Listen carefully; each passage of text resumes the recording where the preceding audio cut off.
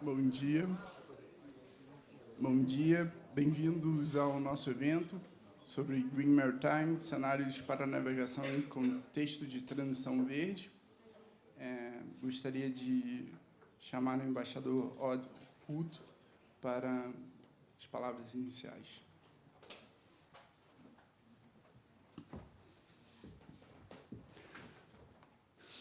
Senhoras e senhores, estimados colegas e convidados, bem-vindo à Embaixada da Noruega. Eu sou o embaixador da Noruega, Odd Magne Ruud. É um prazer recebê-los aqui hoje, especialmente em um momento tão importante em nossa jornada global rumo a um futuro sustentável. Estamos aqui para tratar uma questão muito importante do nosso tempo, descarbonizar o setor de transporte marítimo. A transição verde é um desafio global, mas também uma oportunidade que podemos e devemos enfrentar juntos. Noruega e Brasil têm experiência, os recursos e determinação para liderar essa transição verde, garantindo que nossas indústrias não apenas se adaptem, mas prosperem nesta nova era. Nosso compromisso como Brasil vai além da diplomacia, é também econômico e estratégico. A Noruega é um dos maiores investidores estrangeiros no Brasil, especialmente nos setores marítimo e de energia. É uma parceria que cresce e se fortalece a cada dia. Os setores marítimo e portuária são centrais para o comércio global e o crescimento econômico, mas também estão na linha de frente da luta para combater os efeitos das mudanças climáticas.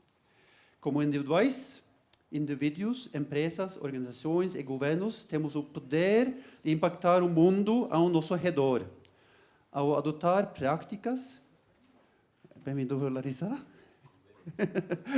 sustentáveis e pioneiras em novas tecnologias. Não estamos apenas navegando para o futuro, estamos moldando-o.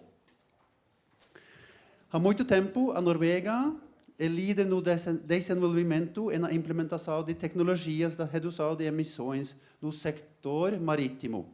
Nosso país deu passos significativos no avanço das soluções de descarbonizar e transporte marítimo, incluindo o uso de combustíveis alternativos, propulsão elétrica e design inovador de embarcações. Acreditamos que todos os esforços para apoiar transições que contribuam para as metas climáticas globais também abrem caminho para o crescimento econômico e o aumento da competitividade. O Brasil está numa posição privilegiada para participar dessa importante jornada. Com seu extenso litoral e um setor marítimo próspero, o Brasil tem a oportunidade de ser pioneiro em práticas de transporte sustentável no mundo.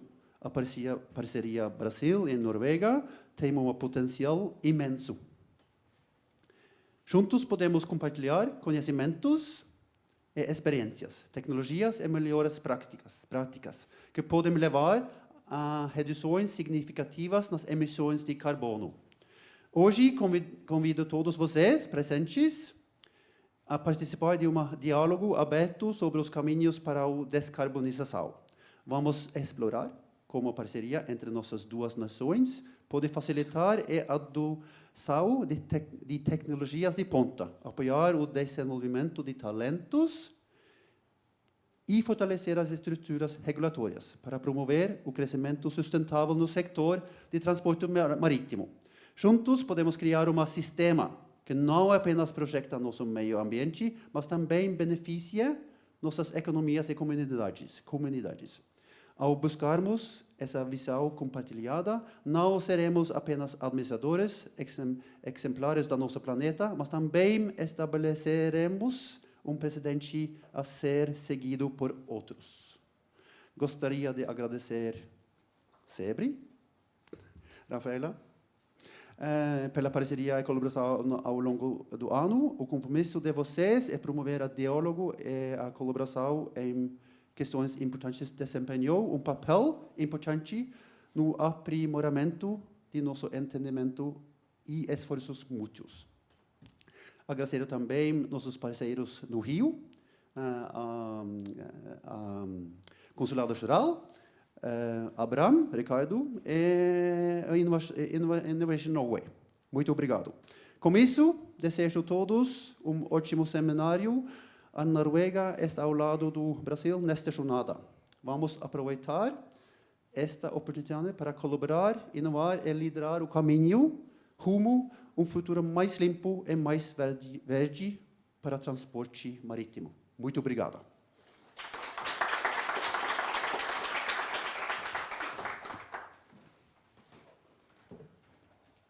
Para falar as palavras em nome do SEBRE, Rafaela Guedes.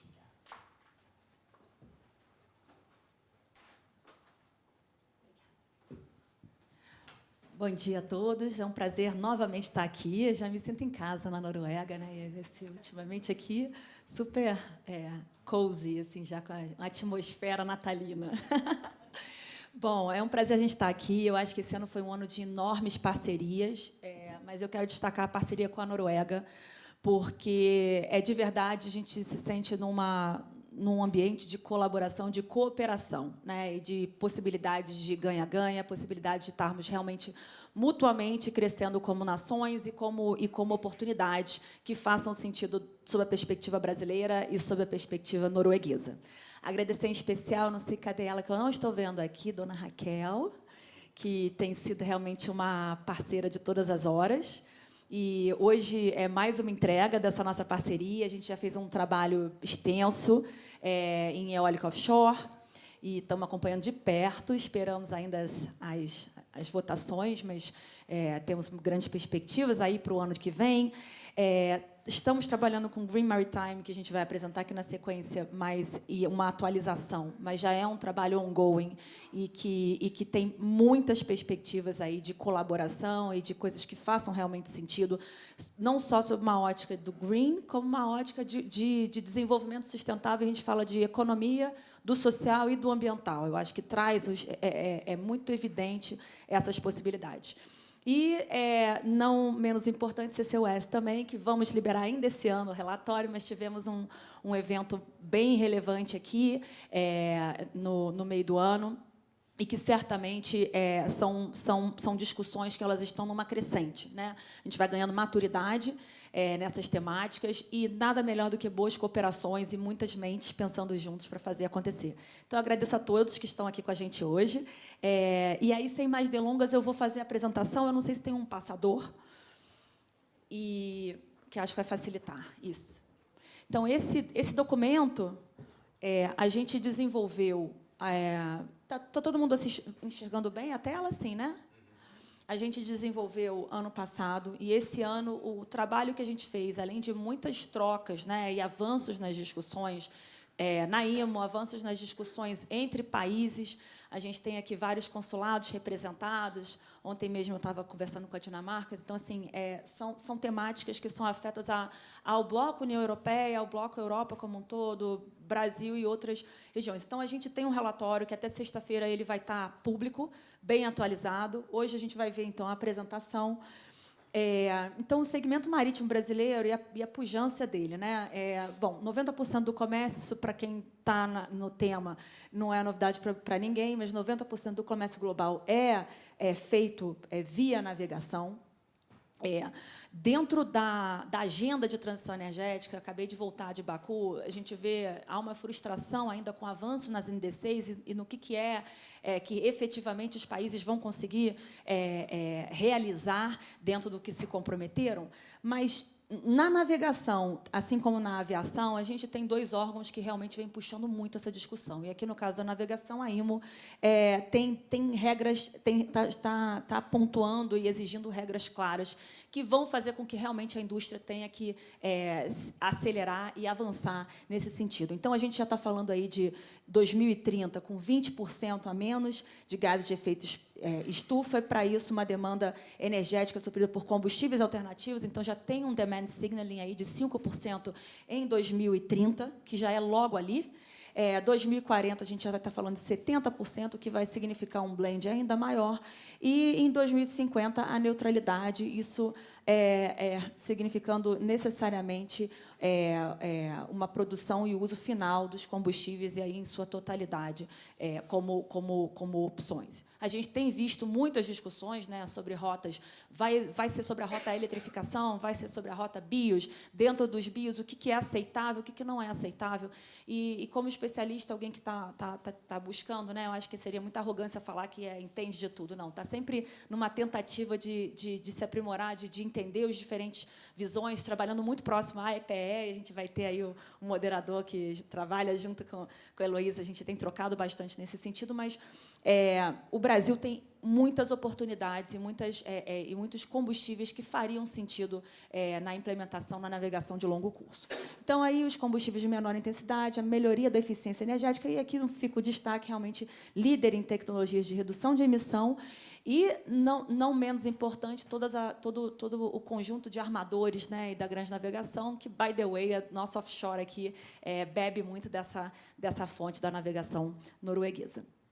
Então, a contribuição para a economia são mais de 380 portos, e crescendo. Quem tem acompanhado, olhando essas costas de norte a sul, tem visto aí Pecém, tem visto a Sul e muitos outros por aí, tudo que a gente já vem vindo, e uma dinamicidade, uma velocidade, uma pujança desses portos que está cada vez maior, trazendo soluções, as soluções estando nos portos.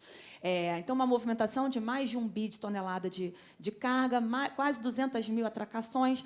A atividade portuária, ela representa 14% do PIB. Então, não é pouca coisa que um porto ele representa para a nossa nação. E, hoje, não tem como não, antes de passar, eu acho que é um highlight importante, isso está no seio das discussões da geopolítica mundial. Hoje, a gente vê aqui um Brasil efetivamente muito dependente de minério de ferro, mas, na sequência aqui, a gente poderia falar dos grãos e poderia falar do petróleo, né?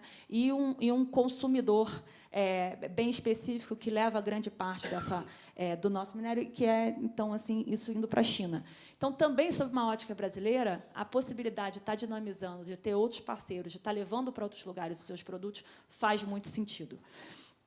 Então, um volume concentrado, né, de granéis sólidos, aqui, de destaques, né, minério de ferro, milho, soja, o líquido, aí, o destaque do petróleo, os derivados de madeira, ferro, maquinário, e os containers, a gente consegue ver aí um crescimento.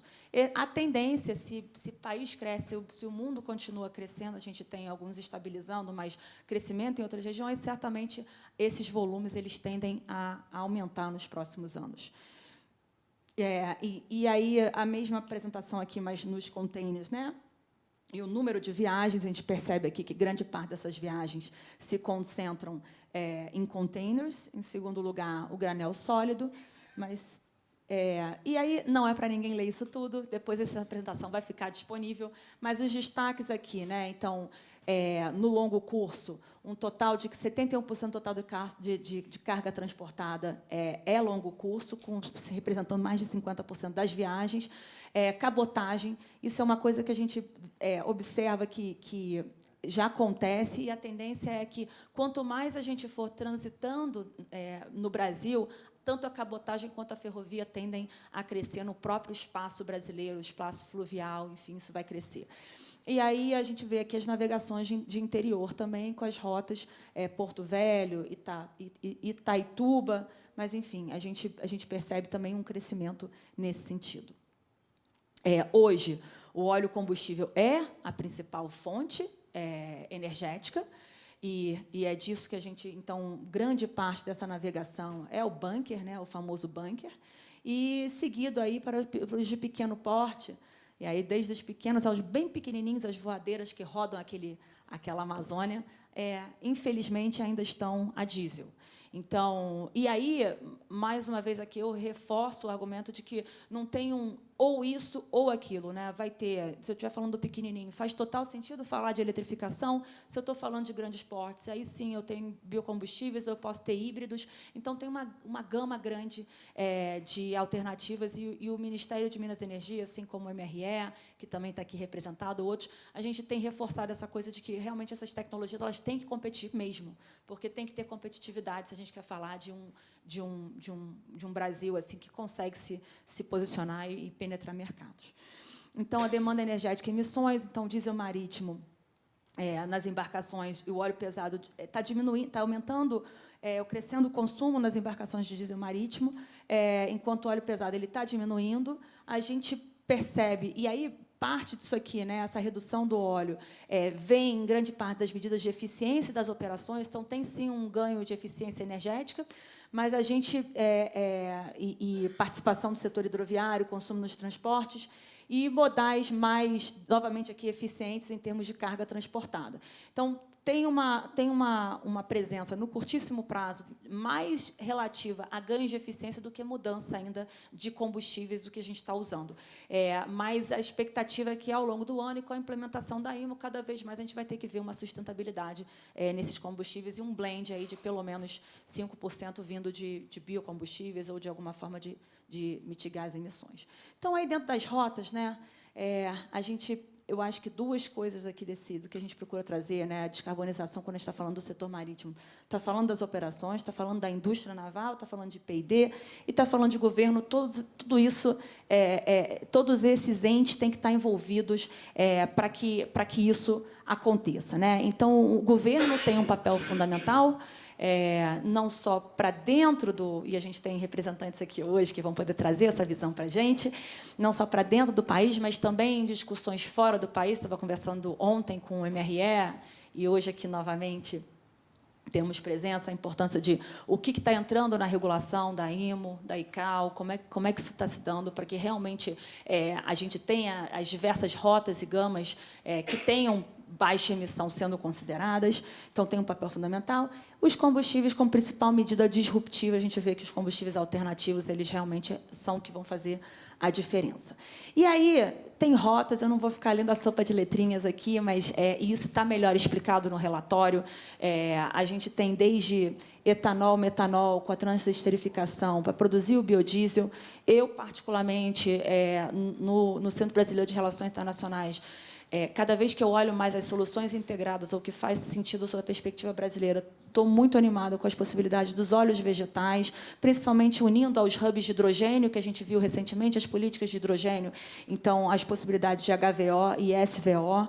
E, além disso, a gente tem aí a biomassa lignocelulósica, e aí passando por outros processos dentro das refinarias, e aí levando a Fischer-Tropsch ou ao HDPO. Mas, enfim, e aí outros combustíveis que a gente cita aqui, a gente analisou a maturidade dessas rotas tecnológicas, porque hoje em dia é uma verdade que ainda temos custos muito altos, né? Então, aí, a amônia, o biometano liquefeito, biometano aí dando destaque que precisa ser, assim como o gás, né, natural, ele precisa ser colocado em câmeras criogênicas, mas existem N formas. Então, o etanol, o hidrogênio H2, o hidrogênio per se e o metanol. Então, esses são combustíveis que aparecem, são rotas que aparecem aí como vamos olhar o que é viável, todas essas são. Agora, tem muito uma discussão de maturação dessas tecnologias, as tecnologias estão todas aí. Então, não é uma questão de, não temos, é a questão de quanto, né? Quanto custa isso? E como é que a gente viabiliza de uma forma que seja custo-eficiente. Então, a gente, olhando aqui, né, em termos de densidade energética, então, quanto de energia ela produz vis-à-vis o seu potencial, né, então, quanto ela produz, a densidade, e aí a gente vê quais estão melhores posicionados para motores a diesel, motor dual ou motor a célula combustível. E aí os destaques aqui, né, ficam na parte de hidrogênio, biometano, liquefeito, como eu comecei mencionando no slide anterior, o armazenamento, a necessidade de você ter um armazenamento criogênico, então levar a baixas temperaturas para liquefazer. A amônia, que vai demandar a pressurização também no armazenamento, e alguns biocombustíveis que têm um armazenamento mais simples. Então, em termos de intercambiabilidade, possibilidade de você fazer fazer uma mudança, né, a mudança que talvez gere menos estresse assim, em termos de investimentos e mudanças de infraestrutura e da própria lógica dos motores, os biocombustíveis parecem fazer bastante sentido. o total, emissões totais vão depender do processo produtivo.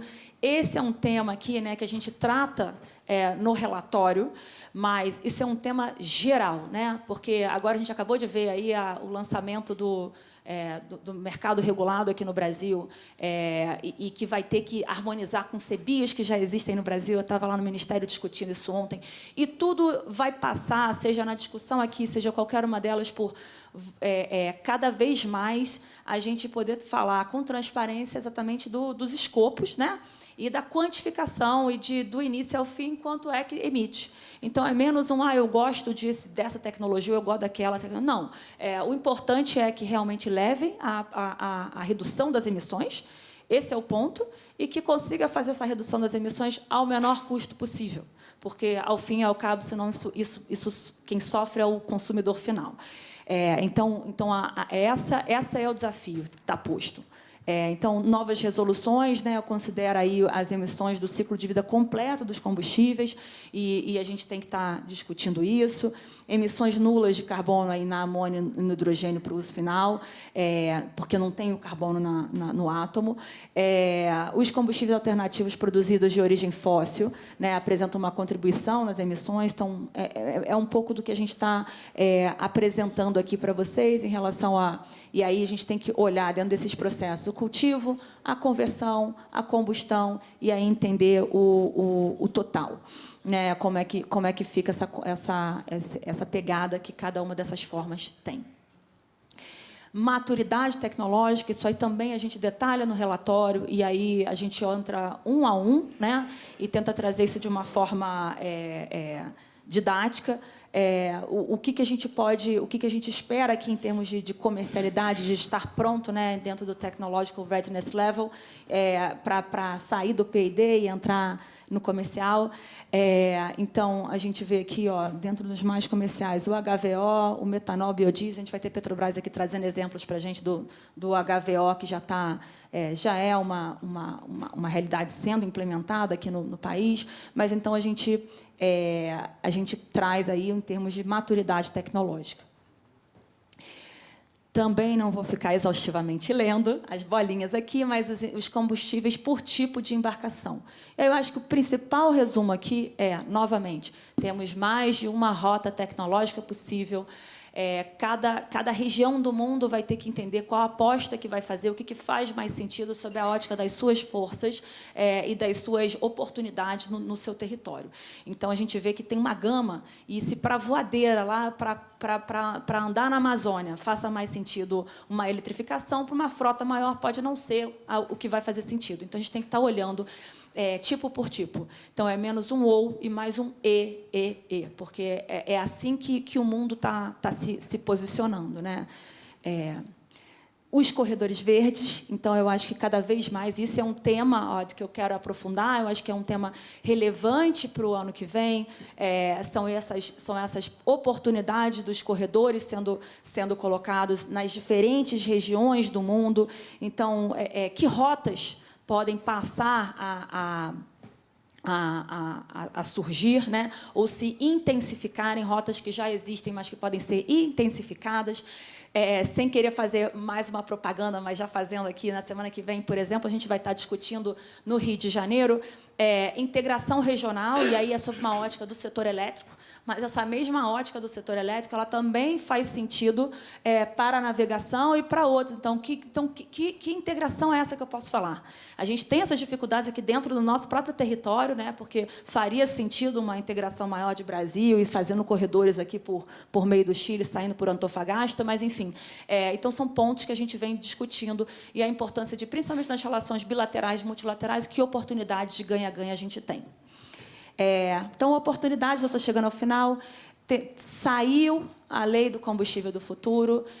Eu quero deixar aqui eu não sei se tem alguém do Ministério de Minas e Energia, mas trabalharam imensamente e tem feito um belíssimo trabalho aí. Muitas coisas já saíram, então um incentivo à produção de hidrogênio, a introdução gradual do HVO e do biometano, regulamentação dos combustíveis sintéticos, aumento da proporção de etanol e biodiesel na gasolina, bioquerosene na mistura de combustíveis de aviação. Então, a gente já percebe aqui um avanço. Se a gente olha o 2023 e olha o quanto a gente avançou no 2024, E eu estou vendo as duas aqui concordando, porque a gente trabalhou muito, né? E foi intensa aí a agenda de coisas que a gente fez, mas consegue perceber que foram realmente muitas entregas.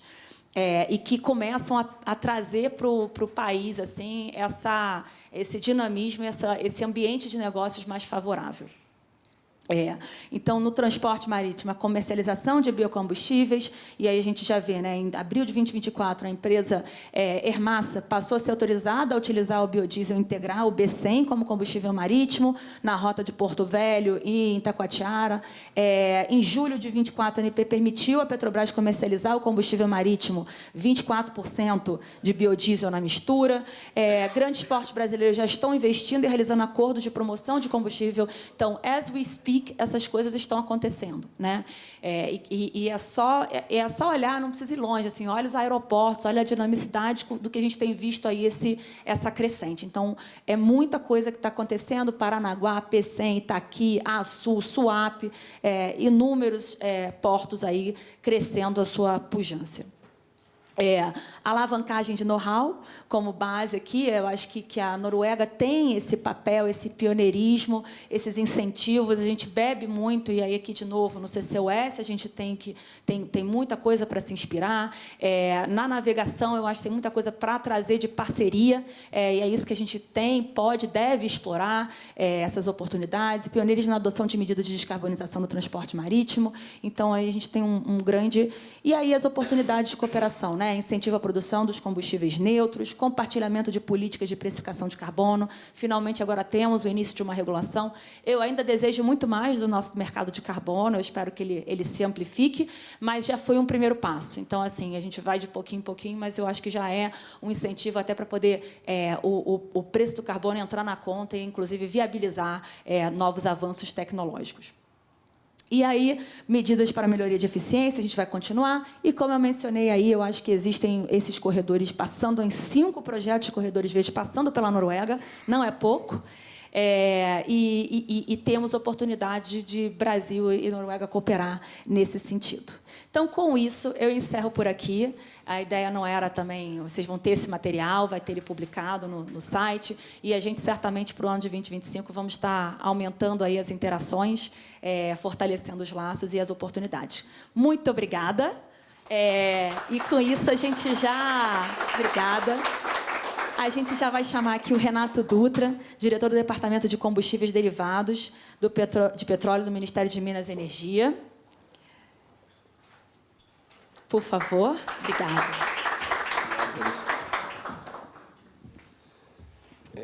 Bom dia a todos. É um imenso orgulho representar aqui o Ministério de Minas e Energia, em específico a Secretaria Nacional de Petróleo, Gás Natural e Biocombustíveis, em nome do nosso secretário Pietro, que tenho orgulho de substituir em diversas ocasiões, para falar de um tema que, para mim, é muito caro. Eu me mudei para Brasília para começar esse trabalho do Combustível do Futuro, junto com o Pietro, em 2021. E é um trabalho que eu me emociono muito de falar, porque ele aconteceu, né?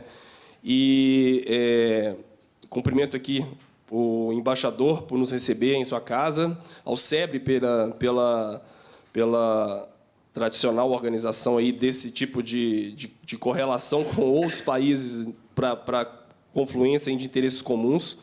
E cumprimento o meu amigo Marcelo Cavalcante, em nome de quem cumprimento os demais panelistas e todos os presentes. Brasil e Noruega têm muito a ver com o tema dos combustíveis sustentáveis, principalmente quando olhamos aqui o setor marítimo, né, e as semelhanças vão da natureza da própria atividade econômica dos dois países. A gente somos grandes produtores de petróleo, temos uma cadeia de óleo e gás bastante extensa, e também somos países com matriz energética bastante limpa. Então, essas duas características, digamos, para países de dimensões como os nossos, trazem aí desafios e oportunidades importantes, mas nos tornam aí players relevantes para a transição energética global.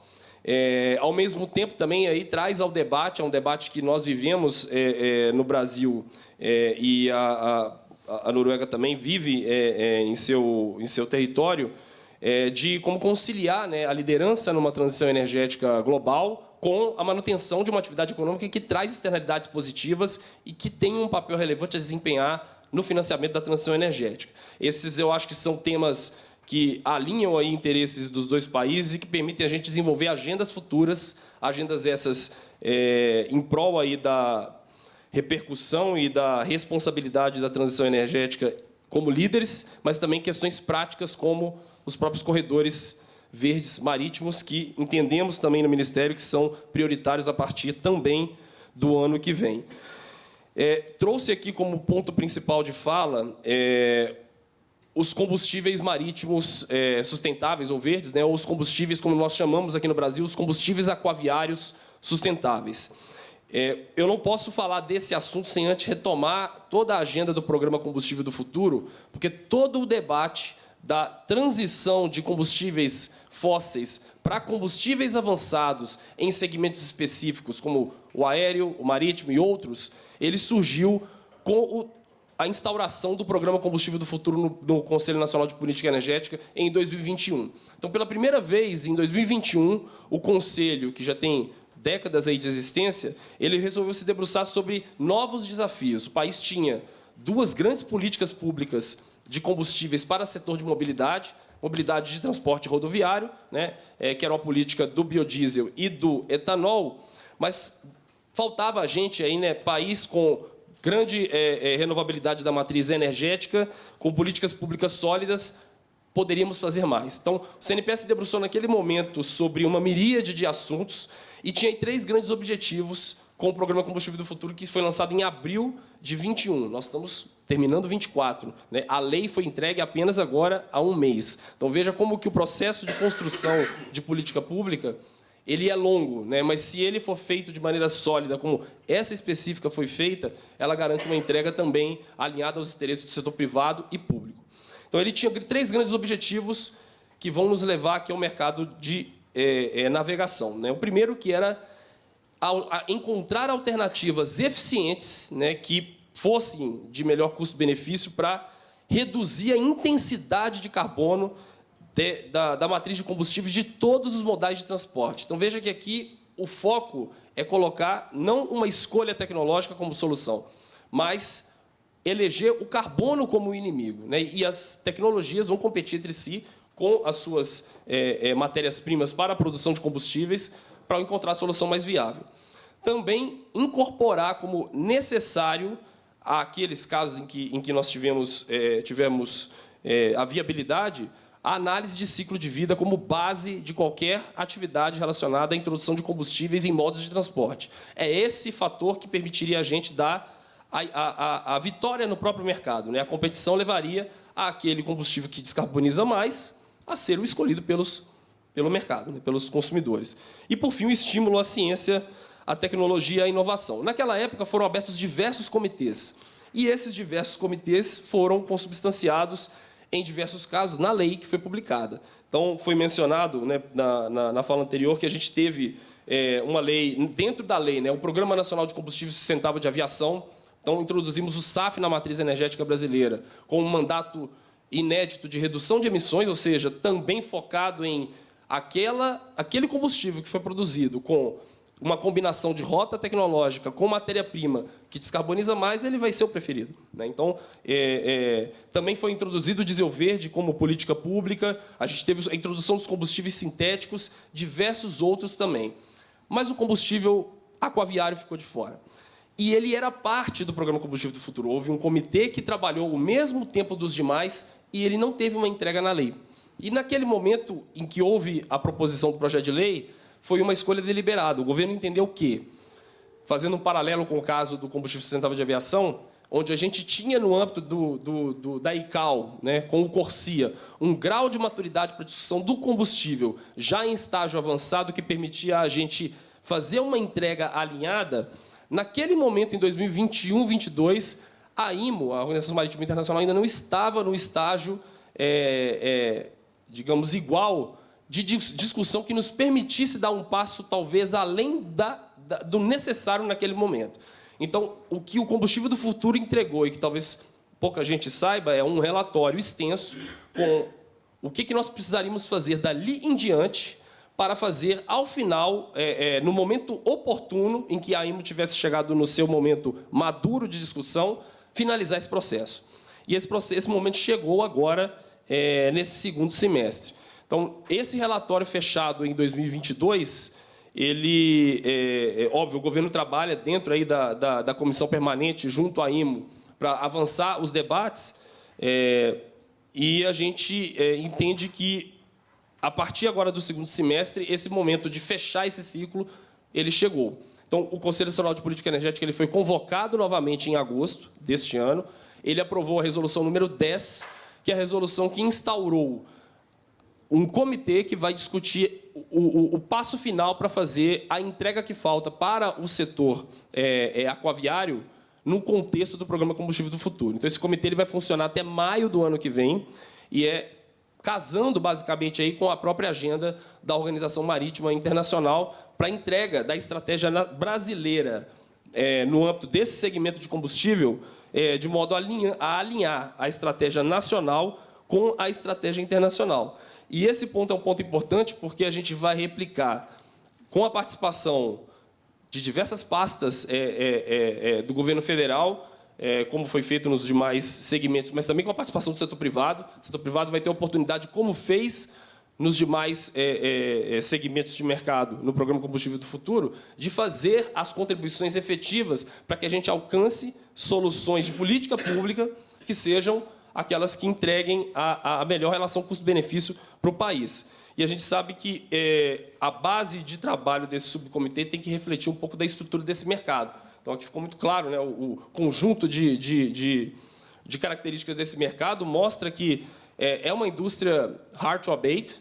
A gente não vai ter uma solução única, ela vai ter uma solução multicombustível.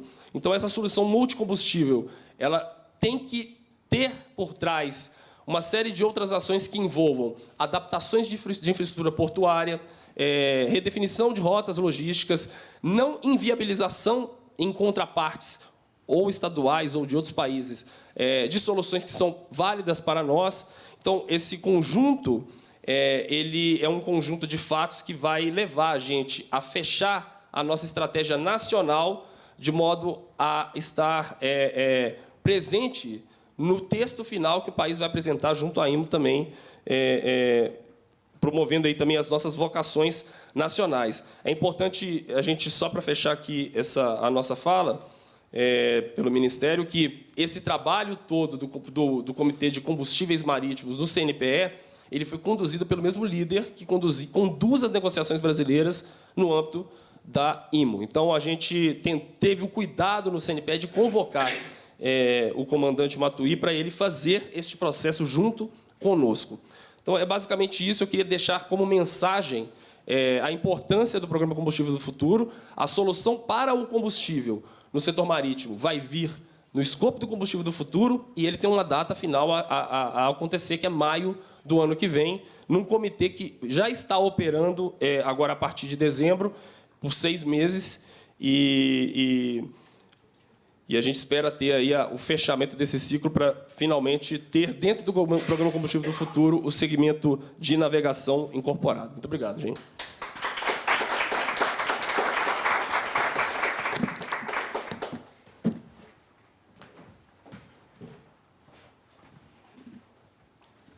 Obrigado, Renato. Eu vou agora chamar para compor o painel de discussão que a gente vai ter a Larissa Amorim, que é diretora de sustentabilidade da Secretaria Executiva do Ministério de Portos e Aeroportos do Brasil.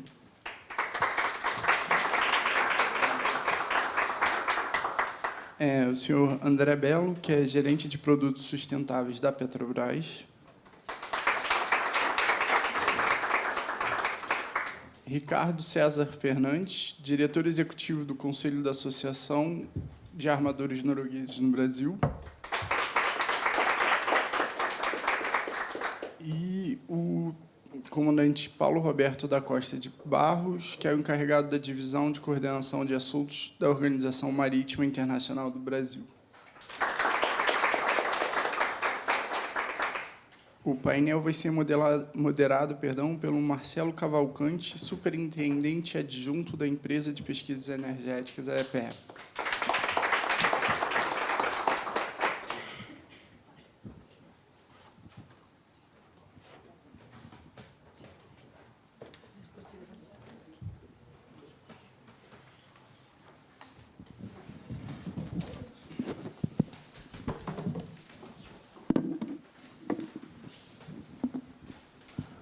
Bom dia a todos. Primeiramente, seguindo o rito aqui, cumprimentando e agradecendo o convite, né, tanto ao consulado, tanto à embaixada, quanto ao SEBRE, que organizou aqui bem o evento. Então, Rafaela, muito obrigado pelo convite. Também agradecer aos panelistas anteriores. Então, Rafaela, duplamente obrigado. E Renato também, obrigado aí pelo convite, pela apresentação anterior, que muito explicou.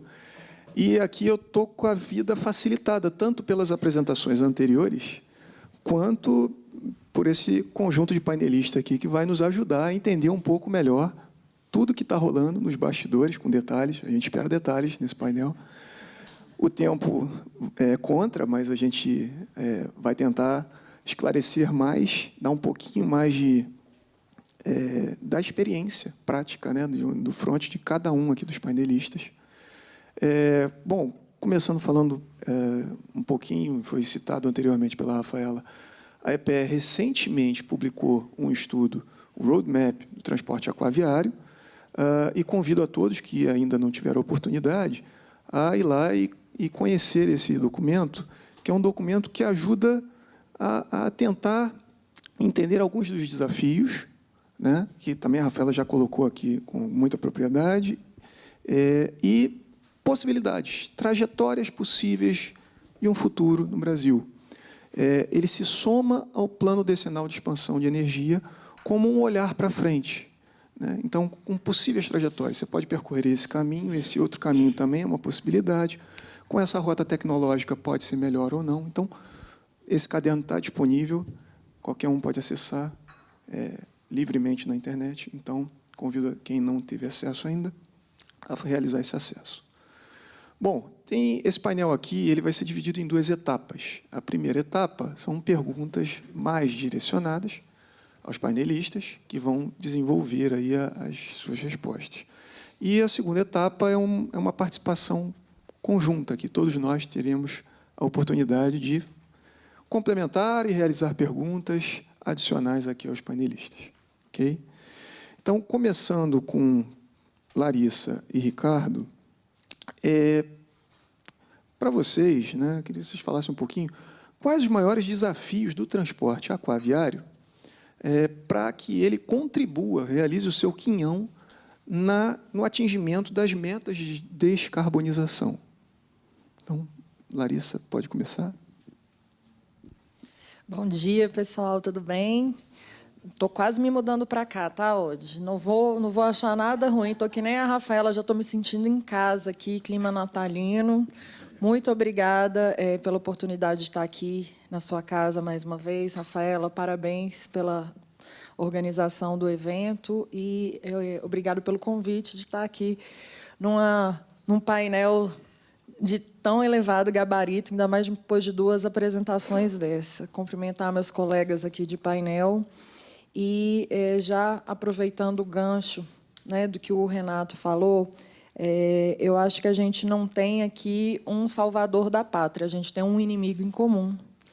E eu adorei essa fala, viu, Renato? Já estou te avisando que eu vou copiar ela várias vezes. Temos um inimigo em comum, mais fácil. E, assim, eu vou falar um pouco do que a gente tem feito lá no Ministério de Portos e Aeroportos para combater esse nosso inimigo. Nós tivemos aqui, recentemente, lá em Baku, o Ministério do Meio Ambiente apresentou, né, de forma antecipada nossas NDCs, trouxe uma inovação aí com a questão das bandas. Aí eu ainda brinquei com a Anatônia, eu falei, você deu uma banda na gente, né?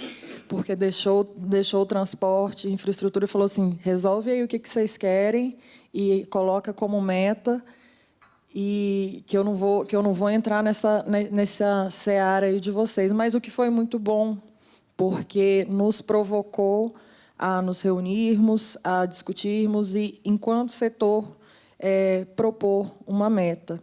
E aí, já começando a responder sua pergunta, e aproveitando que meus colegas da ANTAC estão aqui, eu acho que o primeiro passo já está sendo dado, que é justamente o nosso inventário. Como é que eu vou prometer ou estipular uma meta se eu não sei exatamente quanto que eu estou emitindo? Então, a ANTAC, de maneira muito sábia, já iniciou a proposta metodológica desse inventário para que a gente tenha um balizamento, para que a gente tenha uma uniformidade dos dados fornecidos e para que a gente possa, de forma mais acurada, buscar aí uma meta de descarbonização. Paralelo a isso, e ouvindo muito também o setor, principalmente da navegação, nós estamos tá em fase interna ainda com as consultorias jurídicas, mas a gente está criando um comitê interministerial que vai tratar exclusivamente da descarbonização do transporte marítimo. E isso não se sobrepõe às atribuições do CNPE de forma alguma, entendo que elas são complementares. Vão participar desse comitê a Defesa, com a representação do Comando da Marinha, MME, MPOR e MMA. Então, a gente escolheu fazer esse fórum para que a gente tenha um foco maior no combustível da navegação, em suas novas tecnologias, o que a gente precisa, quais são os gargalos. Esse comitê ele vai ser consultivo e ele não vai ser deliberativo. A ideia ali é colocar diretrizes para que a gente, enquanto Brasil, possa traçar metas de forma conjunta. Então, é um processo burocrático um pouco demorado, a criação de comitê interministerial, mas a gente já está em contato ali com a Casa Civil, SAGE, e eu espero, muito em breve, estar anunciando aqui a criação e fazendo a primeira reunião desse comitê, que vai contar também com a participação dos stakeholders, da sociedade civil. Então, a ideia é também promover, dentro desse comitê, grupos técnicos de trabalho para que a gente possa ouvi-los. É um espaço que a gente, desde que eu assumi a pasta no Ministério, eu escuto muito, a gente quer ser ouvido, a gente precisa de um canal aberto de diálogo. Então, de forma institucional, esse comitê vai permitir essa abertura de uma forma muito técnica e muito transparente. E, por fim, preciso também vender meu peixe aqui, que senão o ódio não me chama mais para os eventos aqui na Noruega. Hoje vocês vão receber o Save the Date, tá? Dia 30 de janeiro, nós vamos estar lançando a nossa política de sustentabilidade do Ministério de Portos e Aeroportos. E essa política ela não é só voltada para dentro de casa, como a gente diz.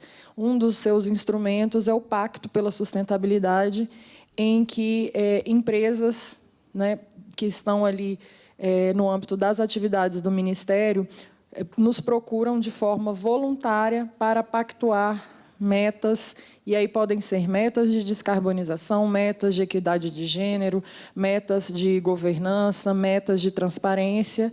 E, à medida que você faz mais combinados e mais pactos com a gente, você vai recebendo um selo.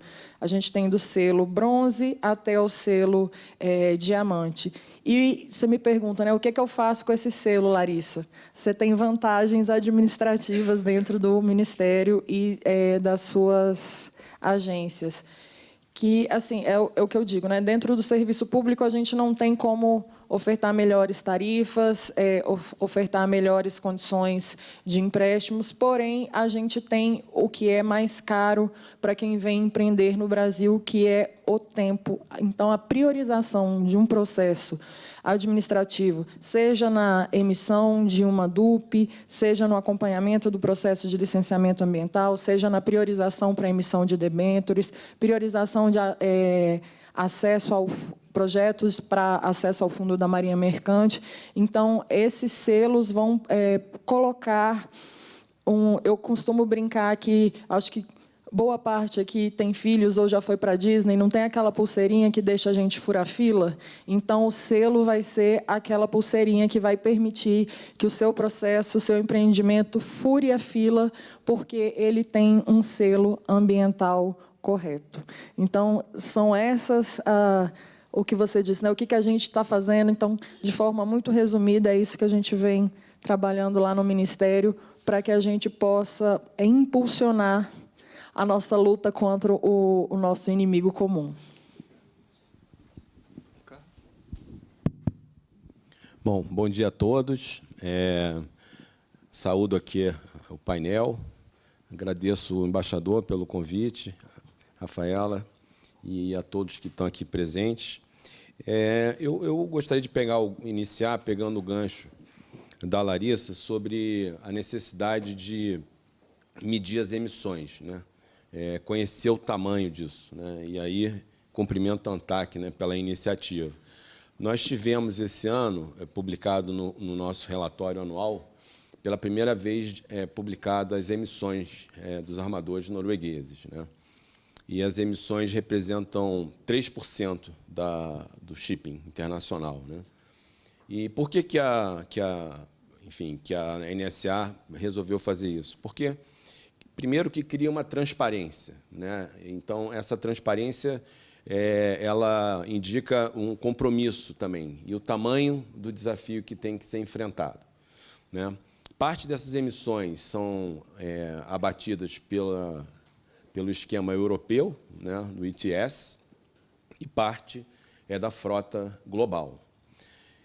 A Noruega, aqui no Brasil, né, ela tem uma presença não apenas no offshore, né, como é talvez a face mais evidente, né, mas também em navegação de longo curso, né, com atracações frequentes, né, no segmento de carga geral, né, no segmento de carros, de gás, enfim, tanques. Então, é uma presença significativa das empresas no comércio, né, aqui no Brasil. Essa parceria, né, eu acho que a palavra talvez mais importante, né, dessa jornada é cooperação, né, ela já não é de hoje, né? O embaixador colocou isso nas palavras iniciais, né? Ela já é bem antiga e bem sólida, né? E eu, nos últimos 12 anos, trabalhando, né, enfim, com essa indústria, com os armadores noruegueses, a gente vê uma genuína vontade, né, de atingir as metas, né, de que as operações, de fato, reduzam cada vez mais as emissões, né? Então, a gente percebe, né, a adoção de novas tecnologias. Essas tecnologias, elas, nesse primeiro momento, são extremamente importantes porque reduzem, né, a emissão de gases de efeito estufa, sejam elas pela pintura do casco, pela melhora da rota, né, pela instalação de velas, né, pela instalação de sistemas de ar no casco, também reduzem o arrasto, e conscientização, né? Eu acho que isso também é bem importante. A parte que a gente hoje ainda tem de infraestrutura portuária, que a gente tem todo, né, uma iniciativa para redução de emissão, e, para mim, me causa tristeza, né, quando você vê um navio parado para atracar, quer dizer, tudo aquilo que foi economizado, às vezes, para por uma ineficiência, um problema ou outro. Então, acho que são pontos, né, que hoje a gente tem um nível de consciência elevado, seja a administração portuária, o governo, a ANTAC, a indústria também. A gente vê aí, esse ano a gente foi procurado pela Petrobras para fazer uma missão lá na Noruega, e foi extremamente importante. A gente visitou algumas cidades mais importantes da costa oeste, visitando novas tecnologias ligadas a green shipping, né, uma conversa muito aberta, muito franca com fornecedores de tecnologia, com estaleiros, com designs, para entender o que era possível. A Petrobras quer avançar nesse programa de new building em áreas, ouviu da parte de quem desenvolve a tecnologia qual maturidade que está aquela tecnologia, o que é possível agora, o que não é. Então, eu acho que a gente está num momento extremamente positivo, né, da indústria, do governo, porque o desafio ele existe, né? Assim, o aquecimento global ele está aí, cada vez a gente tem mais evidências, né? E o shipping, apesar de ser o meio de transporte mais efetivo, mais eficiente, né, ele é o que, vamos dizer assim, menos agride o meio ambiente, né? Ele sabe a parcela, né, de contribuição que ele tem que dar na descarbonização e na redução, né? Então, eu acho que essas discussões que hoje avançam na IMO, né, são extremamente importantes. Acho que há uma aproximação aí da Noruega e do Brasil, né, em vários pontos, né. Para a gente entende que as medidas têm que ser efetivas, realmente causar redução de gases de efeito estufa, elas têm que ser verificáveis, né. A gente acredita que elas têm que ser simples, não adianta criar uma coisa que seja muito complexa, que não consiga ser gerenciado, né. E a gente também advoga a importância de ter, né, um preço sobre as emissões para reduzir o gap entre o combustível limpo e o combustível fóssil, né. Então, esses são os pontos principais que a gente entende serem, vamos dizer assim, um norte interessante para essas próximas reuniões que vão ter aí pela frente. Enfim, eu acho que com isso aí eu encerro o meu tempo e devolvo aí para você. Obrigado, Larissa, Ricardo. Bom saber que nós temos aí inovações administrativas, né, caminhando, que a gente tem aí já também um belo caminho para desenvolver. Então, na parte de tecnologias alternativas, eu vou pedir um pouquinho da licença da Larissa e girar um pouquinho o pescoço para o lado de cá para participar aqui, né, deixa eu colar o André, colar a pergunta. Como tecnologias emergentes, André, como combustíveis alternativos, embarcações autônomas, como que isso pode, de certa forma, acelerar, né, o processo de transição? E aí vou pedir também um complemento, você já deu algumas pinceladas nesse assunto, mas um complemento do Ricardo. Bom dia a todos. Agradeço também a Rafaela e Tseb pelo convite, ao embaixador, pela oportunidade de estar aqui compartilhando, né, e a mesa toda um pouco sobre esse grande desafio que a gente tem. E aí, indo direto ao ponto da pergunta, eu acho que a tecnologia ela é essencial para fazer a aceleração dessa transição, juntamente com a regulação. Esse par tecnologia e regulação ele é fundamental, né? E o que a gente repara, assim, você vê muito até com algumas tecnologias de comunicação do celular, ou seja, quando você tem uma tecnologia que ela atinge de maneira rápida, de baixo custo e simples, ela ganha escala, né? Então, eu acho que ela é fundamental, e aí eu vou concordar com todas as falas aqui, começando pela do Dutra e todos os colegas aqui, não tem uma solução única, né? Isso é uma cesta de alternativas. E, inclusive, sobre a tecnologia, que às vezes a gente acha que o foco principal da tecnologia está nas embarcações, mas, na verdade, é uma cesta bem ampla, que começa nas embarcações, com todas as melhorias nos apêndices, como o Ricardo comentou, pintura, microbolhas, uso da energia do vento. Ela transpassa pela questão de motorizações, e aí discussões de novos combustíveis. Então, por exemplo, um caminho de aceleração, usar soluções drop-in, porque a gente tem uma inércia na troca de embarcações, né? A vida útil numa embarcação pode ser 20, 30, 40, 50 anos, né? Dependendo da aplicação. Então, usar combustíveis drop-in é uma maneira da gente dar uma acelerada nesse processo. E aí eu destaco os destilados, né? Misturas de biodiesel com bunker, misturas de HVO com bunker, ou seja, todas essas opções, ou até a utilização pura de um desses combustíveis, são relevantes. Outra questão importante, aí já vindo para as novas embarcações que estão saindo, motores flexíveis, dual fuel, por exemplo, e aí tem uma flexibilidade ampla. A gente tem visto muito discussões, bunker, metanol sintético, mas por que não o diesel, né? Diesel, biodiesel, metanol, etanol, ou seja, quanto maior for essa cesta de flexibilidade de combustíveis, atendendo a cada disponibilidade regional. Então, o Brasil tem uma oferta muito grande de óleos e gorduras, o Brasil tem uma oferta muito grande de etanol, a gente pode explorar isso, né? Então, falando das embarcações, das motorizações, elas são bem importantes. Aí a gente vai para outros segmentos que nem sempre são tão óbvios, mas a questão de digitalização. Então, a gente pode ter descarbonização por diferentes maneiras, controle de velocidade, melhor previsão do tempo, chegada just in time, ou até mecanismo de certificação muito resistente a fraudes. Então, por exemplo, tokenização de emissões, para que você possa descarbonizar também usando créditos, ou um conjunto de produtores injeta biometano na malha, alguém faz um GNL, utiliza uma embarcação, você conseguir rastrear isso de maneira muito eficiente, muito segura. Então, a tecnologia digital pode dar um grande avanço, né? E a gente, às vezes, não correlaciona esses efeitos, mas ela é bem relevante. E eu vou dar mais um passo, tecnologia agrícola.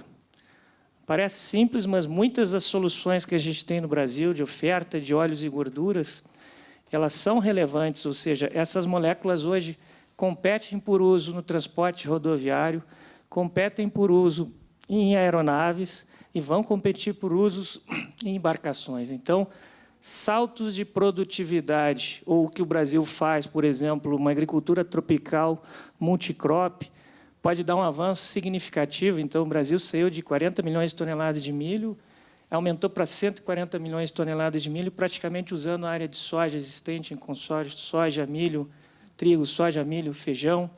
E isso dá uma oferta, né? 10% desse milho adicional virou etanol e já deu um incremento exponencial na oferta de etanol. Então, tecnologia agrícola vai ser fundamental nesse processo. E tecnologia de processos industriais. Então, saindo daquelas matérias-primas mais rápidas, que é óleos e gorduras e açúcares, vem biomassa, lignocelulose.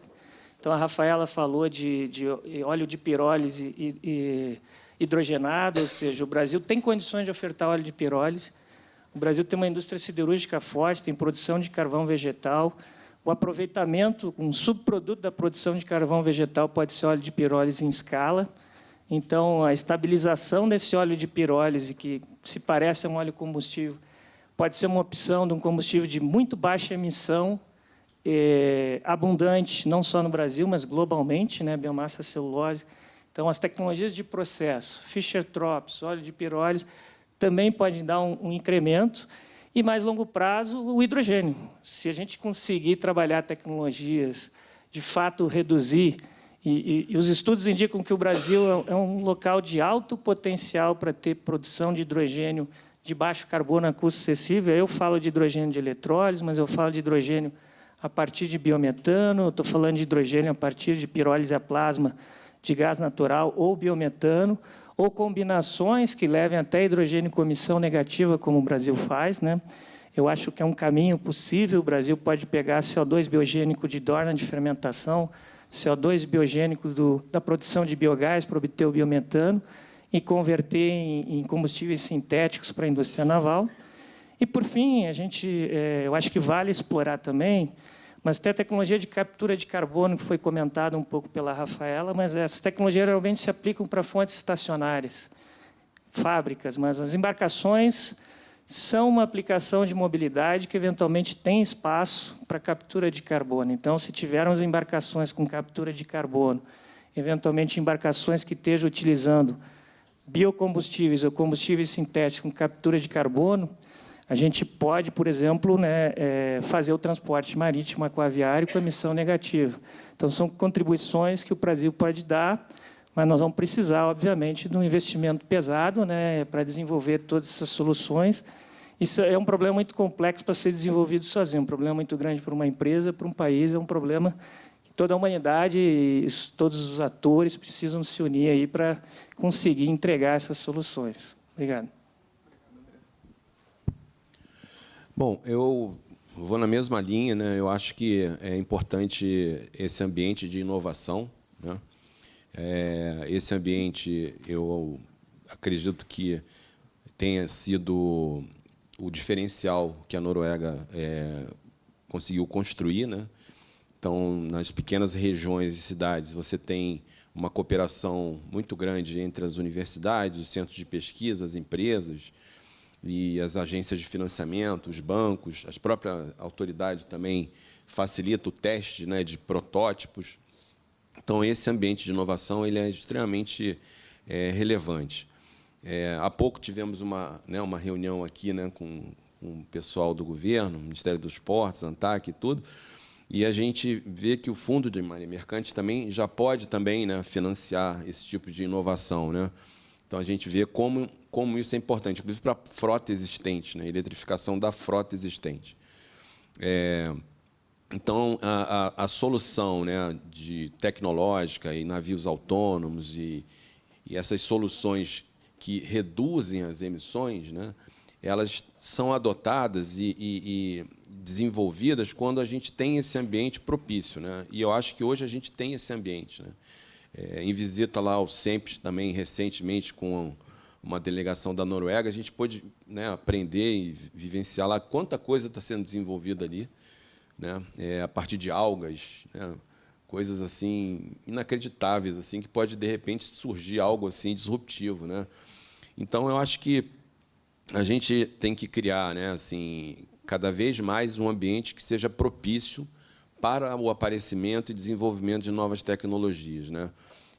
E saber que no início aquele protótipo, né, vai precisar, né, de uma regulação específica, vai ter que ter uma área de teste para aquele navio autônomo, né, para poder ter espaço para desenvolver essa tecnologia. Porque, se a gente não tiver essa flexibilidade, fica muito complicado desenvolver novas tecnologias, né? Então, eu acho que isso é uma coisa também que a gente percebe que está crescendo, né, e é importante que seja desenvolvido isso. Essa presença hoje, né, do BNDES, né, também nessa discussão, eu acho que é importante, né? O Brasil tem vamos dizer, uma tradição em formar bons engenheiros, né? A nossa engenharia é muito boa, né? Engenheiros navais de altíssimo nível, e a gente vive aqui ciclos da indústria de construção naval, né? E eu acho que a gente precisava ter realmente, de fato, um ciclo permanente, né, de crescimento, porque um país desse tamanho, né, precisa, de fato, de uma indústria naval forte, de uma construção naval que seja referência no mundo, né? Eu acho que a gente tem competência para isso. A gente tem inúmeras empresas norueguesas no Brasil, atuando fortemente nessa indústria, empresas que estão voltando, né? Depois de vários anos, empresas estão voltando, empresas também de navegação que estão novamente também interessadas em estabelecer novamente aqui. Então, eu acho que o ambiente é muito bom, acho que as bases têm que ser bases realistas, né, que façam sentido econômico, né, para o empresário, e que tenham estabilidade, previsibilidade, transparência para o investimento poder retornar, né? Eu acho que a gente não precisa inventar coisas que não sejam, vamos dizer assim, economicamente viáveis, né? Acho que a gente precisa fazer aquilo que o empresário vai ter ganho, enfim, e aí desenvolver a indústria de modo sustentável. Então, acho que é por aí que eu queria colocar. Obrigado, Ricardo. Obrigado, André. Muitas inovações vindo aí, sejam as administrativas, que a gente falou antes, agora também as tecnológicas serão muito importantes. Agradeço. Dessa vez vou pedir licença ao Ricardo e vou transferir a pergunta, chamar o Paulo, que está ali quietinho, num ponto, na outra ponta, para dentro da questão, e convidar, na sequência, André e Larissa para responder essa pergunta. Dado o potencial do Brasil de uso de biocombustíveis, além de toda a sua costa, aquela costa bonita que foi apresentada anteriormente, como podemos nos posicionar como protagonistas de uma transição verde no transporte aquaviário? Bem, muito obrigado pela pergunta. Senhoras e senhores, bom dia.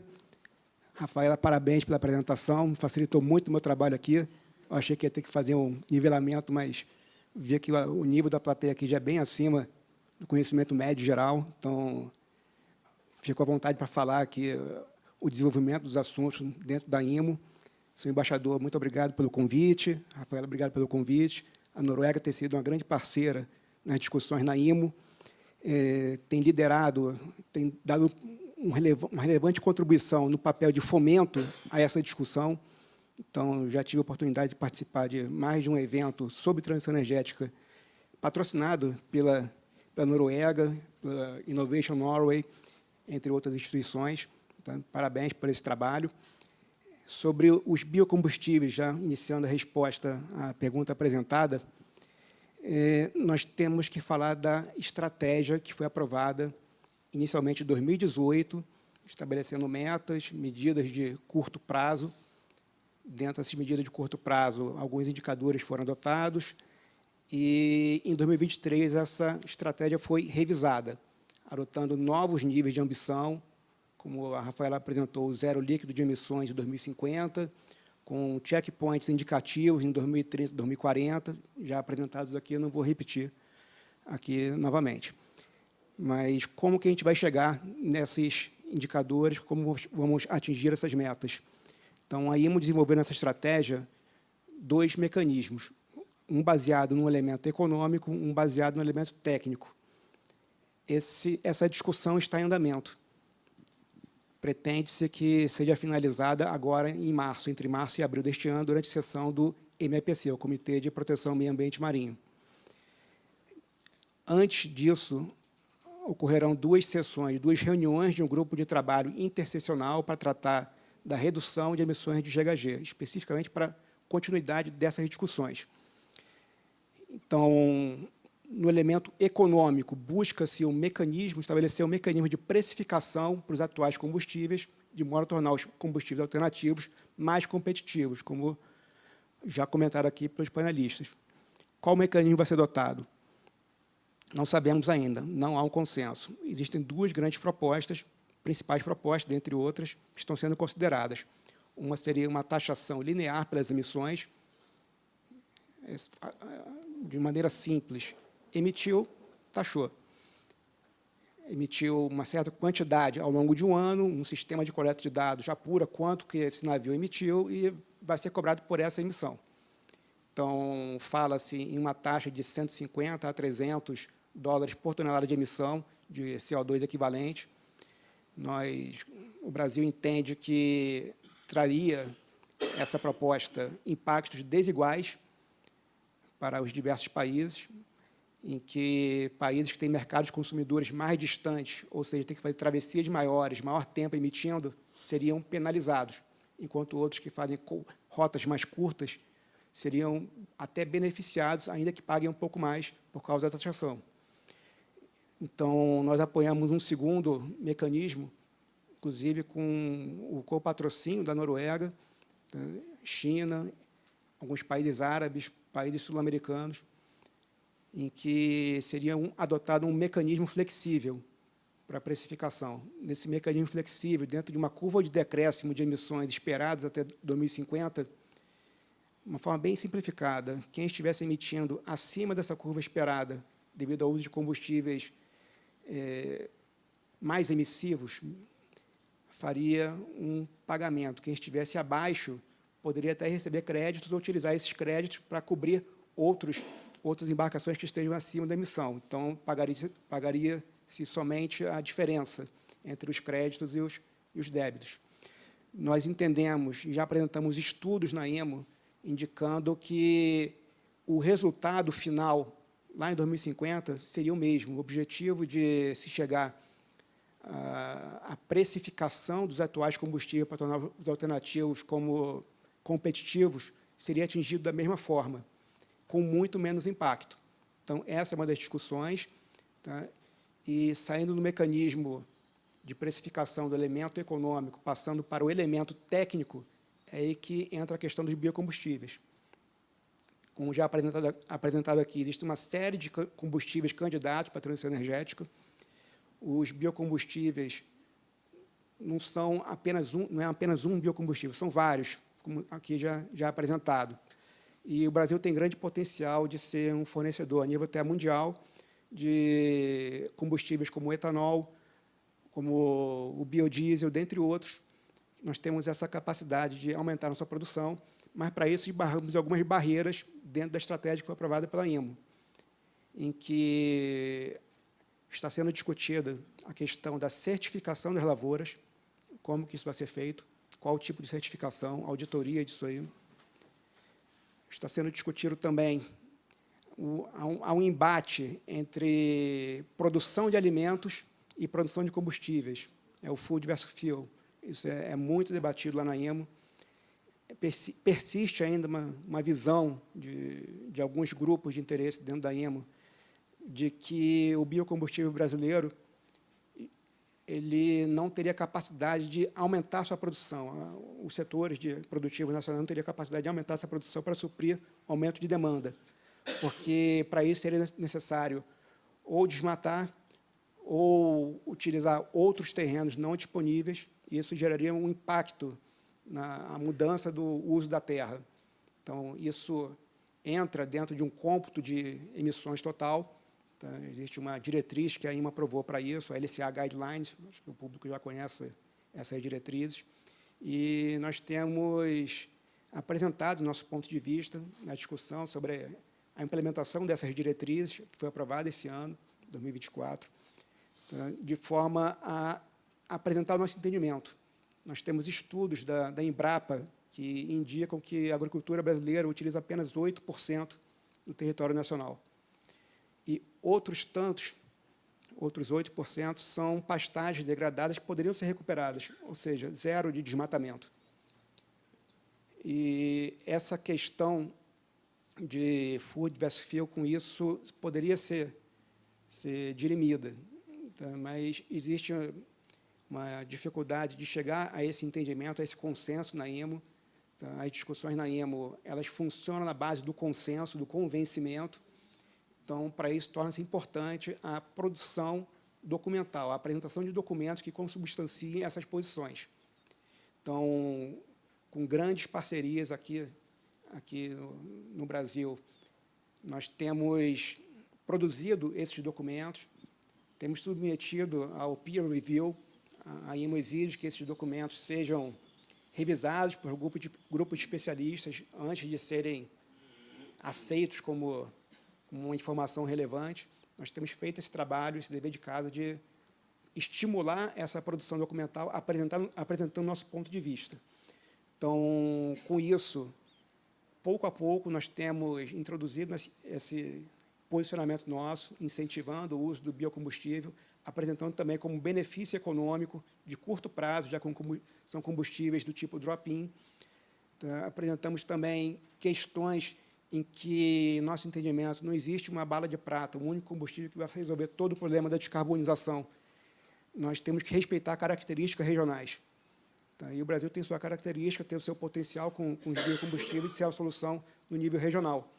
Não só o Brasil, mas países da região também têm essas mesmas características, as mesmas rotas marítimas, mercados consumidores mais distantes, e também pode se beneficiar desse contexto.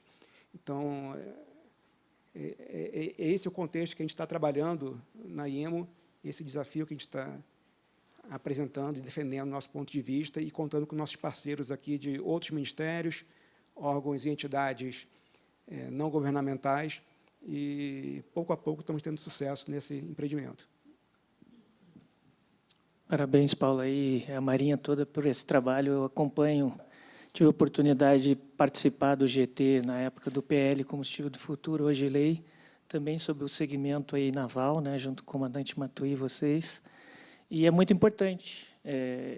Eu acho que é relevante. Aí, indo à pergunta, eu acredito que o Brasil pode fazer o que ele tem feito em outros segmentos, outros transporte rodoviário, por exemplo. A gente desenvolveu a tecnologia de misturas de etanol, blends na gasolina, motores flexíveis, avançamos na regulação, fizemos o mesmo para o ciclo diesel, né?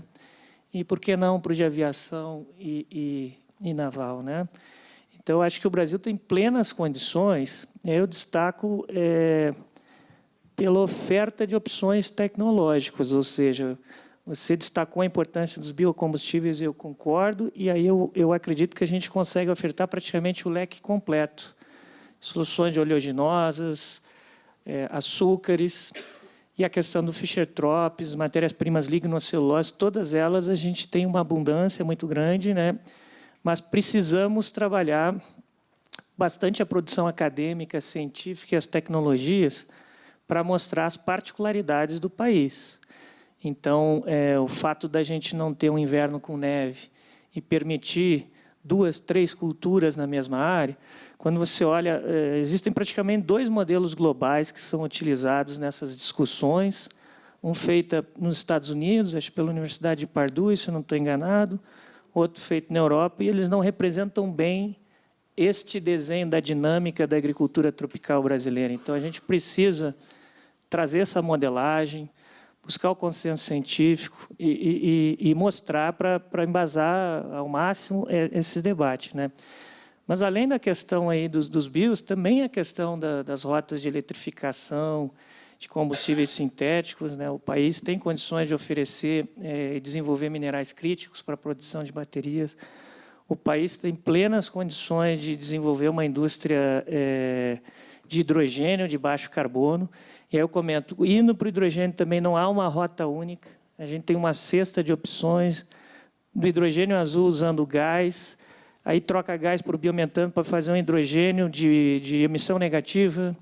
Se a gente quiser explorar a rota de eletricidade, a gente tem plenas condições de oferecer energia renovável a baixo custo ou custo competitivo, dada a abundância de recurso eólico, recurso solar que tem no Brasil. E a gente pode fazer coisas que talvez nem estejam no radar, mas na trajetória de queda de custo do hidrogênio, por exemplo, o oxigênio, que é a maior massa numa molécula de água, né? O hidrogênio são 2 gramas, o oxigênio é 16, então a maioria dos projetos não aproveita o oxigênio. Então, por que não integrar, por exemplo, uma gaseificação de biomassa para fazer Fischer-Tropsch, que demanda oxigênio puro, com uso de hidrogênio de eletricidade para ajustar a relação molar do gás de síntese e produzir combustíveis que não vão ser nem bio, nem sintéticos, mas uma mistura do melhor de ambos. Então, está na nossa mão, né?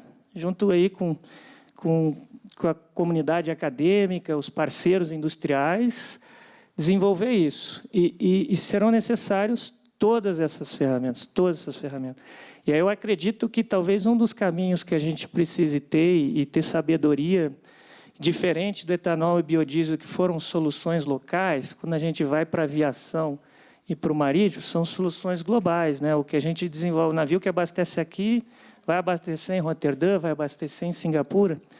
Então, ter habilidade de fazer isso aqui, um amplo diálogo, né, com todos os atores, para que as soluções que a gente está trazendo tenham um abastecimento, uma visão global. E a flexibilidade, eu acho que é chave. Então, como eu comento, se tiver um navio dual fuel que abastece bunker, diesel ou metanol, ele pode colocar metanol num porto, no Brasil pode colocar etanol, aqui ele pode trabalhar com certa mistura de biodiesel, em outro local pode ter outros blends, e a coisa tem que funcionar. Tem que ser muito bem amigável e eficiente, né? Então, acho que é isso. Muita pesquisa e inovação, muita discussão e levantamento de dados por uma discussão regulatória justa, que contemple em todas as particularidades regionais, contemple a nossa vocação, e esse amplo aproveitamento das nossas vocações, para gerar, assim, deste problema que a gente quer resolver, uma grande oportunidade de desenvolvimento aí da indústria naval e da indústria de hidrogênio e de biocombustíveis no país. Gente, depois dessas aulas fica até difícil adicionar algum comentário aqui, né? Mas, tentando responder sua pergunta de maneira mais objetiva, eu acho que a gente, enquanto Brasil, a gente tem uma grande oportunidade. E a gente não pode deixar essa janela escapar. E, para isso, a gente precisa, eu acho que o pontapé básico é justamente o que o colega da Marinha colocou, que a gente precisa inverter, de uma vez por todas, essa narrativa. Né? A gente precisa ser o protagonista dessa narrativa. A gente não pode ser o patinho feio do mundo, que estamos desmatando a Amazônia, acabando com o pulmão do mundo. E eu acho que a transição energética, os biocombustíveis, são uma excelente oportunidade para que a gente faça essa virada de mesa. Brasil celeiro do mundo e não mais símbolo de desmatamento. Então, eu acho que é uma oportunidade que a gente tem, e agora que, enquanto governo, o que a gente precisa fazer é dar todo o suporte político, técnico para que as nossas representações na IMO consigam manter essa narrativa, sustentar que as nossas posições são técnicas, são comprovadas e que a gente não vai fazer expansão de fronteira agrícola para conseguir fazer a produção em escala adequada, que a gente não vai precisar fazer uma competição com a geração de comida para que a gente tenha a geração de combustíveis. E eu acho que a gente já tem isso embasado tecnicamente de forma muito robusta. O que está faltando é a gente conseguir vencer barreiras, né? Eu costumo dizer a famosa cortina de fumaça. Tem outros interesses que não o nosso inimigo carbono, que não a preocupação ambiental, e nessa questão aí é muito mais comercial, para que a gente coloque a nossa narrativa e em base tecnicamente de forma honesta, e que a gente consiga trazer mais transparência para todo esse processo. Então, eu acho que, enquanto governo, a gente está dando todo o suporte que a gente precisa para isso, mas, mais uma vez, é uma construção feita a várias mãos. O governo não consegue sozinho. Obrigado, pessoal. Obrigado. Excelente. Eu acho que aqui a gente já realmente passou, de novo, por grande debate. Eu tenho mais uma pergunta. Antes de fazer, eu queria gastar meus 2 segundos adicionais de merchan, falando para o Paulo que a EPE também publicou um estudo relacionado a essa questão do uso da terra e as possibilidades de geração de biocombustíveis. Então, está disponível e a gente está à disposição para falar. Então, 2 segundos gastos. Minha última pergunta vai para o André e, em seguida, o Paulo, para fazer o fechamento. Depois a gente faz a abertura geral. Vai na linha do que o próprio André já antecipou, né? Então, o que falta, na sua visão, em termos de regulamentação ou incentivos, para que o setor marítimo brasileiro adote práticas mais sustentáveis? Então, ou seja, regulamentação ou incentivo com práticas sustentáveis. Essa é até mais difícil de responder, né? Porque ela é bem ampla, mas eu vou começar pelos fundamentos, né? Apesar de termos essa cesta de opções enorme que estão postas, né? Se a gente olhar pura e simplesmente sobre o olhar de custo e sobre o olhar do aspecto de qualidade dos nossos combustíveis marítimos, a gente vê que como é difícil substituir o bunker e como é difícil substituir o diesel. Por que eu digo isso? Alta densidade energética, né? Anos de experiência, indústria consolidada, estabelecida, sistema logístico definido, ou seja, todas essas opções que a gente falou, e o leque não é pequeno, praticamente todas elas trazem um aumento de custo nas operações. E aí o que é talvez o nosso ponto sensível aqui com o Brasil, né?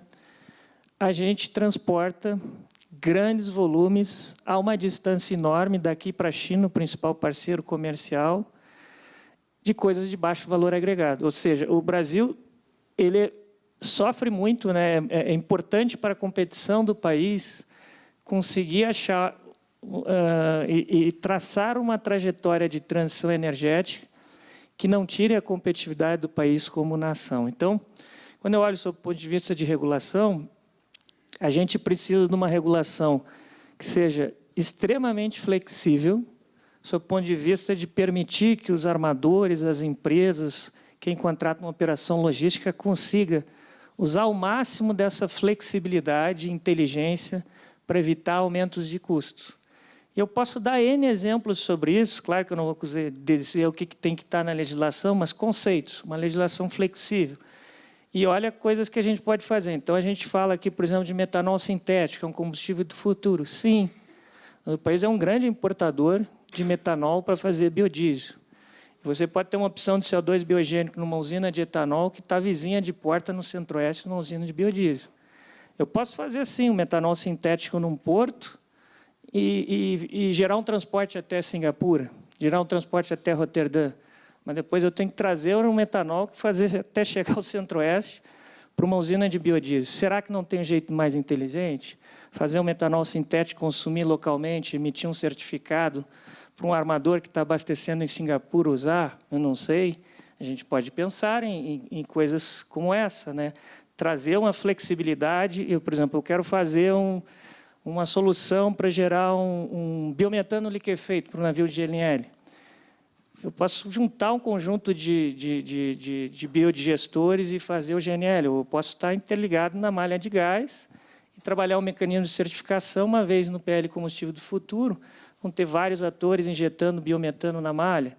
Então, de novo, flexibilidade. A gente tem uma área florestal gigante, pode ter soluções baseadas na natureza, fazer a integração lavoura-pecuária com florestas perenes, como a macaúba, integrado com a produção de alimento e gerar crédito de carbono. Eu posso aposentar esses créditos num navio que está levando petróleo do Brasil para a China. Então, eu acho que a gente precisa ter uma certa ousadia de propor coisas diferentes, mas que sejam altamente flexíveis para a gente buscar sempre aquela solução que encaixa melhor, consegue fazer essa transição com menor custo. Eu acho que o caminho é por aí, tá? Eu não vou me alongar muito, porque assim, o Brasil tem ampla experiência em introduzir novos combustíveis. A gente falou da nossa experiência no etanol, a gente falou na experiência do biodiesel, a gente traz o PL combustível do futuro.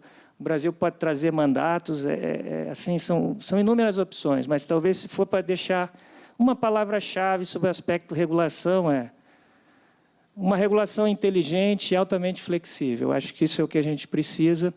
E o debate que já está sendo feito para que a própria regulação internacional não venha a ser um impeditivo da gente acelerar.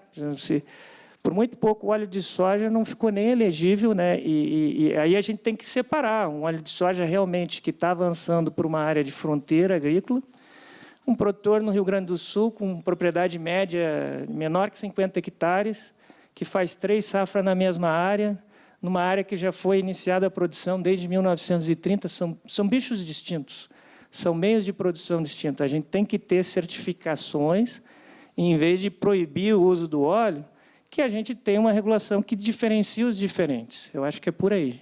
Tá bom? Obrigado. Bem, sobre regulamentação, primeiro eu vou colocar um ponto na carta, como a gente diz, né, de uma discussão que existe no âmbito das conferências das partes da Convenção Quadro das Nações Unidas para a Mudança do Clima.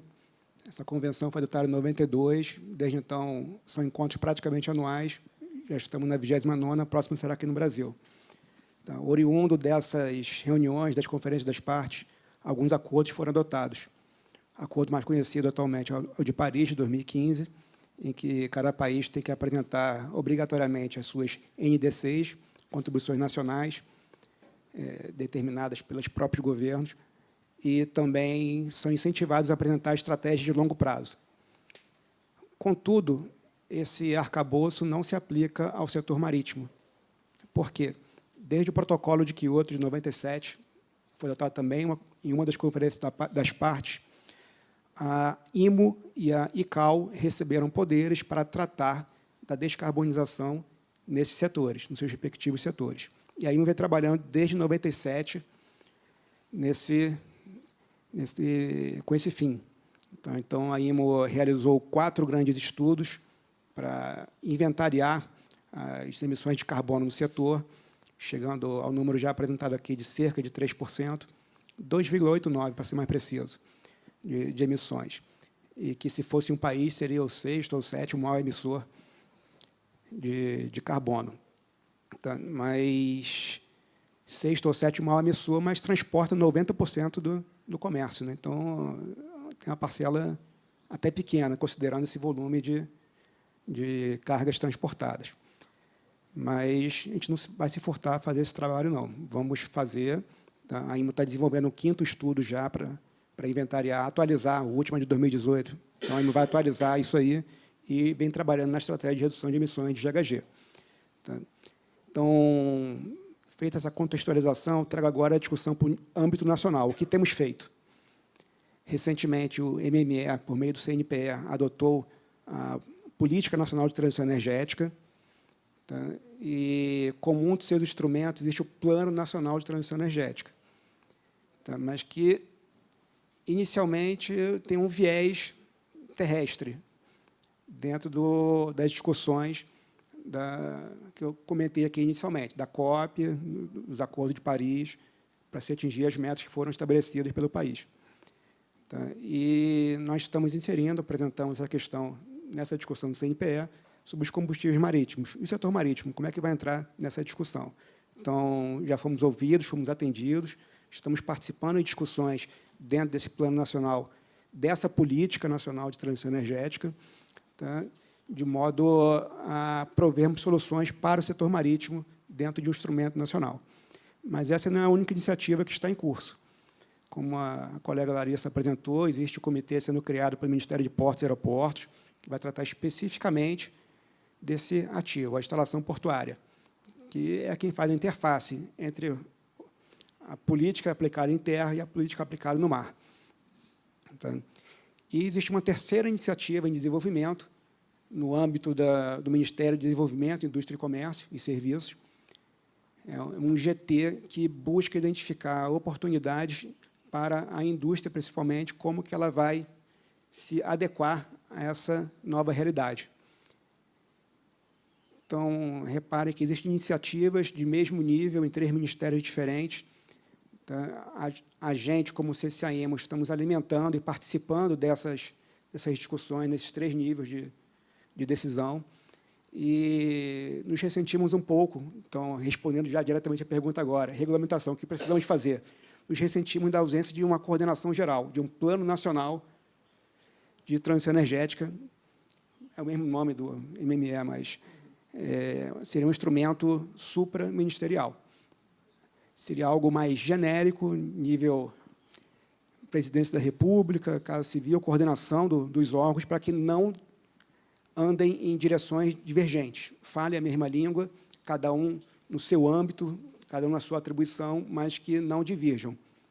Então, como CCAEMO, como representante do Brasil junto à IMO, trazendo as decisões da IMO para cá, nós temos participado dos três fóruns de discussão, tentando alinhar esses entendimentos. Então, essa é a discussão no nível nacional, nível macro, e tem que falar um pouquinho no fim da linha também, em termos de regulamentação, que é para que os construtores, a nossa indústria naval, saiba o que fazer.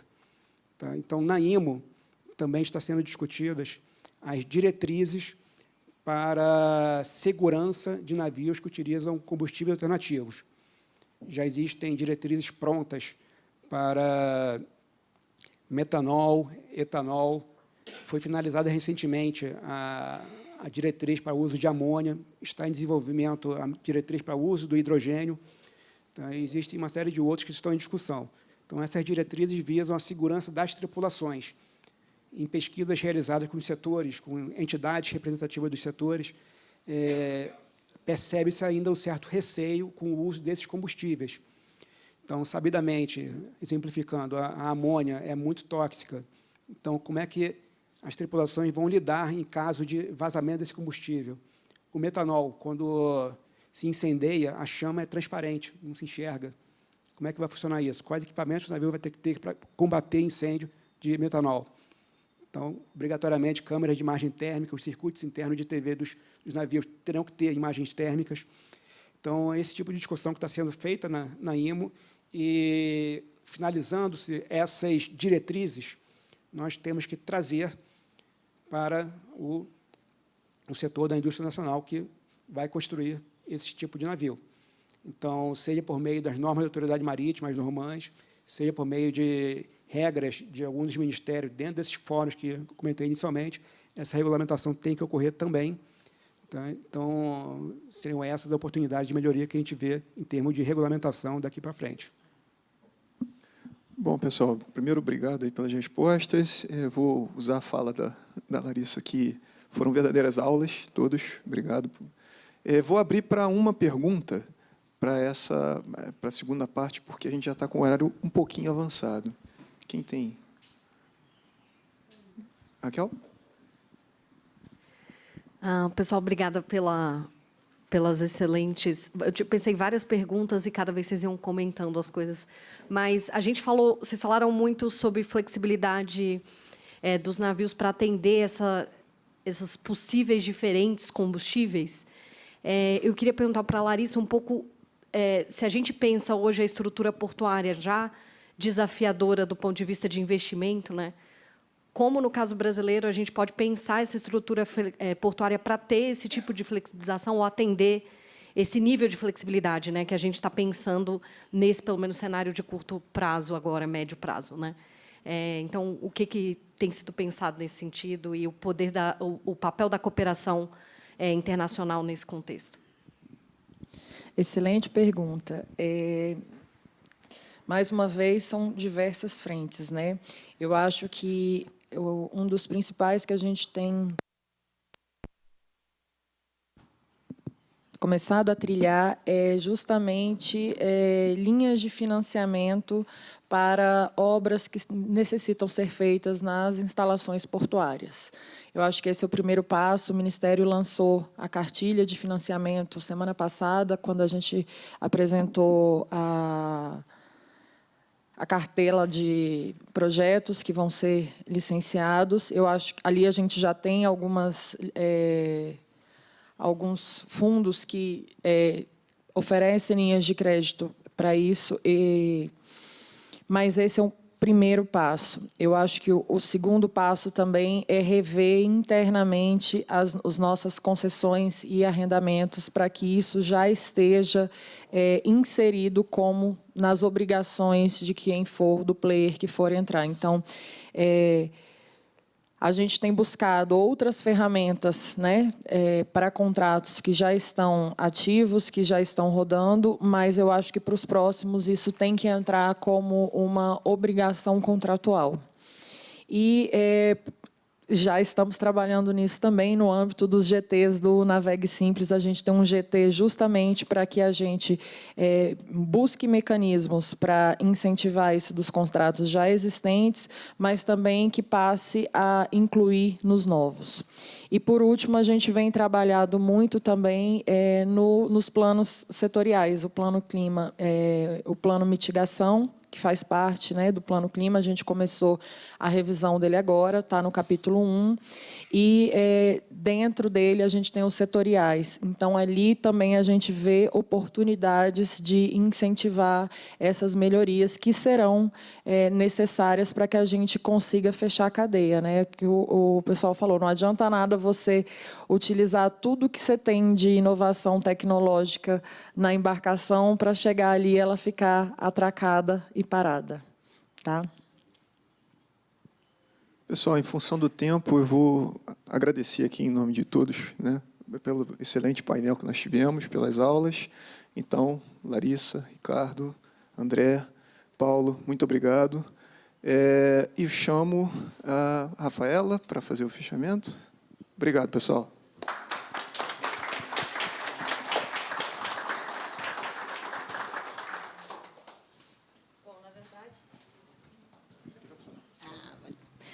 Na verdade, o fechamento é bem breve, para dizer que eu agradeço. Eu acho que é sempre um aprendizado, né? A gente vai vendo quantas coisas foram avançando, e cada vez que eu circulo mais por Brasília, e vejo a importância dessas congregações assim nas embaixadas, nessas trocas, porque a gente integra vários ministérios, integra o que várias pontas estão fazendo e as possibilidades da gente avançar.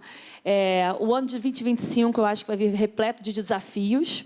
A gente quer estar muito próximo, assim, o SEBRE tem se posicionado como uma plataforma realmente com um olhar sempre de neutralidade, e, dentro dessa neutralidade, podendo congregar as diferentes visões de governo, visões do setor privado, do terceiro setor e países, para que a gente possa, no momento em que o mundo está tão polarizado, a gente possa avançar realmente em direção a mais oportunidades de ganha-ganha, mais oportunidades de comércio bilateral, mais oportunidades que acelerem realmente as NDCs. E, particularmente, eu estou muito convencida que a gente só consegue isso tendo de verdade projetos que consigam aterrissar a bola no chão, que falem com ganhos financeiros também, sendo bem assim objetiva, porque não governo sozinho não vai fazer nada. Isso aqui é um tabuleiro em que tem que estar muito integrado a política pública, que tem esse arcabouço, mas, ao mesmo tempo, o setor privado entendendo que tem um papel e que, ao mesmo tempo, tem que atender a retorno financeiro, e essa conta não pode chegar para o consumidor, então, para a sociedade civil. Então, o SEBRE tem se colocado como essa plataforma. A gente vai estar muito ativo no ano de COP30, BRICS Plus. Acontece também um fórum internacional de circularidade, e o Brasil tem muito a falar da economia circular em vários ambientes. A gente tem tido, André comentou aqui também rapidamente sobre minerais estratégicos, a gente está começando um trabalho grande sobre minerais estratégicos e o potencial que o Brasil tem a oferecer.